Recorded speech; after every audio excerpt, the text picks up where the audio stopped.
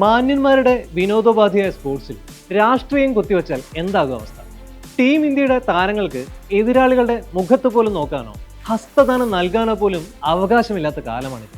നിങ്ങൾക്ക് ഇത്രയും വീറും വാശിയും ഉണ്ടെങ്കിൽ പാകിസ്ഥാനെതിരായ എല്ലാ മത്സരങ്ങളും അങ്ങ് ബഹിഷ്കരിച്ചൂടെ എന്നാണ് പല വിദേശികളും സോഷ്യൽ മീഡിയയിലൂടെ ഇന്ത്യക്കാരോട് ചോദിക്കുന്നത്.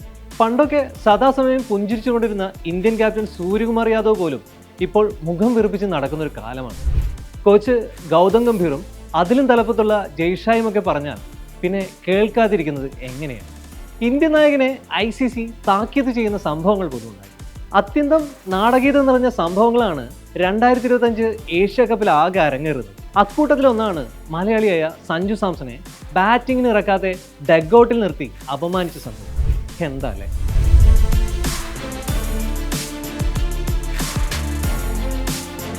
കറക്റ്റ് സമയത്താണ് സാക്ഷാൽ മോഹൻലാലിനെ ഉദാഹരിച്ച് തൻ്റെ ആത്മസങ്കടം പറയാതെ പറയാൻ സഞ്ജുവിന് അവസരം ലഭിച്ചത്. എന്നെ നായകനാക്കിയില്ലേലും വില്ലനോ ജോക്കറോ ആക്കിയാലും മതിയെന്നും തുടർന്നും ടീമിൽ കളിക്കാൻ അവസരം തരണമെന്നുമാണ് സഞ്ജു ചെയ്യുന്ന ഒളിയം. എന്തൊക്കെ പറഞ്ഞാലും തുടർന്ന് അങ്ങോട്ടും സഞ്ജുവിനെ തഴയാനാണ് സെലക്ടർമാരുടെ തീരുമാനമെങ്കിൽ PCCയുടെ തലപ്പത്തിരിക്കുന്നവരാണ് യഥാർത്ഥ ജോക്കർമാരെന്ന് പൊതുജനത്തിന് പറയേണ്ടി വരും.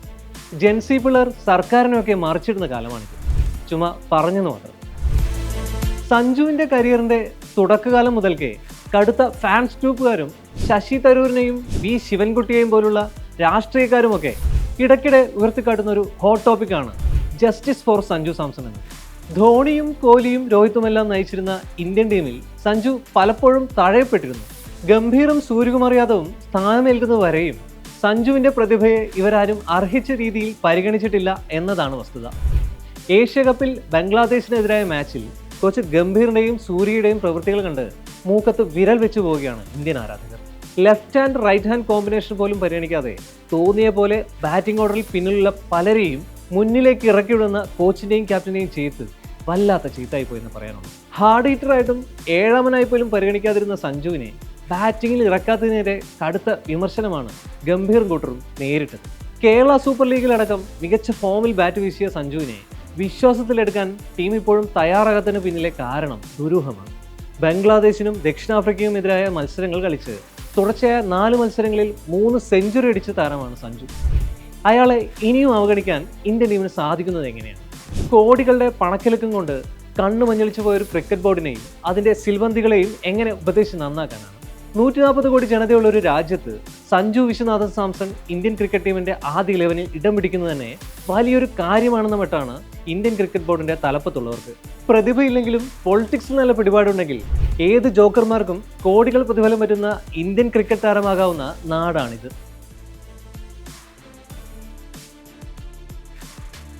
സഞ്ജു സാംസൺ മികവിലേക്ക് ഉയരുന്ന ഘട്ടത്തിലെല്ലാം ഈ ലോകത്താർക്കും അയാളുടെ എഫർട്ട്ലെസ് സ്ട്രോക്ക് പ്ലേയുടെ ഭംഗി ആസ്വദിക്കാതെ മുഖം തിരിച്ചിരിക്കാനാകില്ല.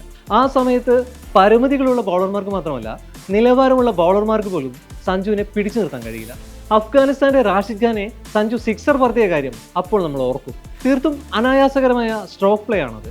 മിനിമൽ റിസ്കിലുള്ള ടൈമിങ്ങോടെയുള്ള ഷോട്ടുകൾ ആ ബാറ്റിൽ നിന്ന് ഒഴുകും. തൻ്റെ സ്കോറിംഗ് ഏരിയകൾ സഞ്ജുവിന് കൃത്യമായി അറിയാം എന്നുള്ളത് കൊണ്ട് തന്നെയാണ് ആ ബാറ്റിംഗ് എഫർട്ട്ലെസ് ആയി മാറുന്നത്. ടീമിൻ്റെ ആകെ ഉത്തരവാദിത്തം ഏറ്റെടുത്തുകൊണ്ട് നീണ്ട ഇന്നിങ്സുകൾ കളിക്കാനുള്ള കെൽപ്പ് തനിക്കുണ്ടെന്ന് അയാൾ ഇതിനോടകം തന്നെ തെളിയിച്ചിട്ടുണ്ട്. ടെക്നിക്കലി സൗണ്ടായ ഒരു ബാറ്റ്സ്മാന്റെ അഗ്രസീവ് ബാറ്റിംഗ് കണ്ടിരിക്കുന്നത് ക്രിക്കറ്റ് പ്രേമികളെ ക്രിക്കറ്റിലേക്ക് കൂടുതൽ അടുപ്പിക്കുകയുള്ളൂ.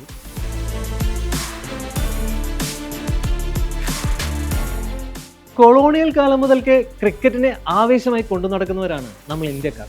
ലഗാൻ പോലുള്ള സിനിമകളിലൂടെ നമ്മൾ ആ പോരാട്ട വീര്യം ആസ്വദിച്ചിട്ടുണ്ട്. 1983 കപിലിന്റെ ചെകുത്താന്മാർ ലോക ക്രിക്കറ്റിലെ അക്കാലത്തെ പ്രതാപശാലികളായിരുന്ന കരീബിയൻ പടയെ ഞെട്ടിച്ച് ഏകദിന ക്രിക്കറ്റിലെ ലോക കിരീടം ചൂടിയത്.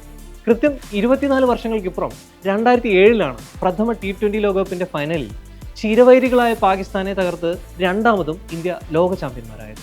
ഇവിടെ പറയാൻ ഉദ്ദേശിക്കുന്നത് മറ്റൊന്നുമല്ല, ചുരുങ്ങിയ കാലം കൊണ്ട് മലയാളികളുടെ സ്വകാര്യ അഹങ്കാരമായി മാറിയ ഇന്ത്യൻ ക്രിക്കറ്റ് താരം സഞ്ജു വി സാംസൺ അക്കാലത്ത് കേരളത്തിൻ്റെ അണ്ടർ 13 ക്രിക്കറ്റ് പ്ലെയർ ആയിരുന്നു. കേരള ക്രിക്കറ്റ് അസോസിയേഷൻ സംഘടിപ്പിച്ച ഇന്റർ സ്റ്റേറ്റ് അണ്ടർ 13 ടൂർണമെന്റിലായിരുന്നു സഞ്ജുവിൻ്റെ താരത്തിളക്കം ലോകം ശ്രദ്ധിച്ചു തുടങ്ങിയത്.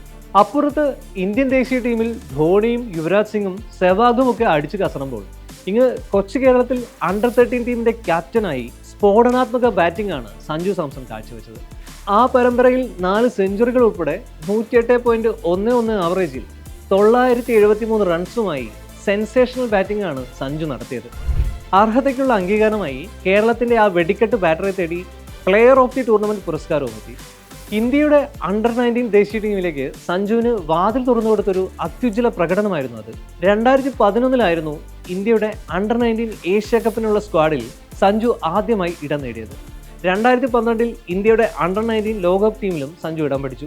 അന്ന് ഇന്ത്യക്ക് സെമി ഉറപ്പിക്കാൻ കഴിഞ്ഞിരുന്നില്ലെങ്കിലും ഇന്ത്യയുടെ ടോപ്പ് സ്കോറായി മാറിയ മലയാളി പയ്യൻ ദേശീയ സെലക്ടർമാരുടെ ശ്രദ്ധ ആകർഷിച്ചിരുന്നു. 2014 അണ്ടർ 19 ലോകകപ്പിൽ ഇന്ത്യയുടെ വൈസ് ക്യാപ്റ്റനായും സഞ്ജു മികച്ച പ്രകടനം തന്നെ കാഴ്ചവെച്ചു.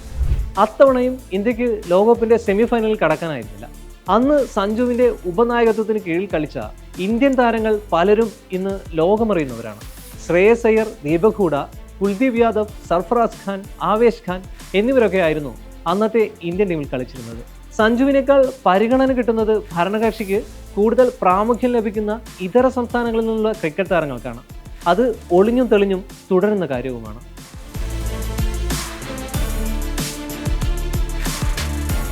പിന്നീട് IPLലൂടെയുള്ള സഞ്ജുവിൻ്റെ ഉയർച്ചകളും താഴ്ചകളും ഇന്ത്യയുടെ സീനിയർ ടീമിലേക്കുള്ള കടന്നുവരവുമെല്ലാം നമ്മൾ മലയാളികൾ നേരിൽ കണ്ട് അനുഭവിച്ചതാണ്.